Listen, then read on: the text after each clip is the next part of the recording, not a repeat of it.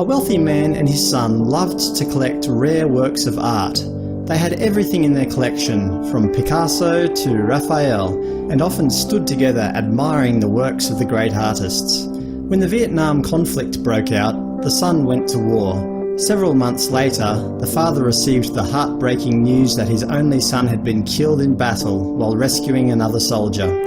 One day, there was a knock at his door. A young man stood with a large package in his hands. He said, "Sir, you don't know me, but I am the soldier for whom your own son gave his life. He was carrying me to safety when a bullet hit him and he died instantly. He often talked about you and your love for art." The young man held out his package. "I'm not really a great artist, but I think your son would have wanted you to have this."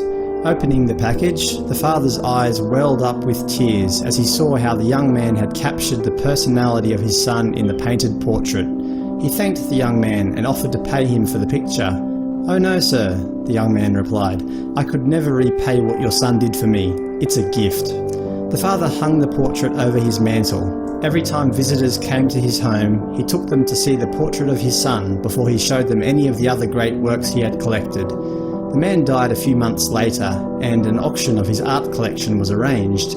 Many influential people gathered, excited over the prospect of seeing the great paintings and the opportunity of purchasing one. On the platform sat the painting of the sun. The auctioneer pounded his gavel. "We'll start the bidding with this picture of the sun. Who will bid for this picture?" There was silence. Then a voice shouted, "We want to see the famous paintings. Skip that one." But the auctioneer repeated, "Will someone bid for this painting? Who will start the bidding? $100? $200?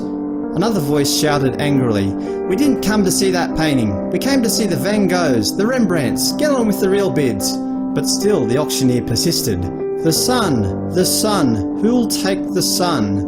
Finally, a voice came from the very back of the room. It was the long-time gardener of the man and his son. "I'll give $10 for the painting." Being a poor man, it was all he could afford. "We have $10. Who'll bid $20? Give it to him for $10. Let's see the masters." $10 is the bid? Won't someone bid $20? The crowd was becoming angry. They didn't want the picture of the sun. They wanted the more worthy investments for their collections. The auctioneer pounded the gavel. Going once, going twice, sold for $10. A man sitting in the second row shouted, "Now let's get on with the collection." The auctioneer laid down his gavel. "I'm sorry, the auction is over." "What about the paintings?" "I'm sorry," the auctioneer replied. "When I was asked to conduct this auction, I was told of a stipulation in the will that was not to be revealed until this time. Only the painting of the sun was to be auctioned. Whoever bought that painting would inherit the entire estate, including the collection. The man who took the sun gets everything." Nearly 2,000 years ago, God gave his Son, the Lord Jesus Christ, to die on a cruel cross.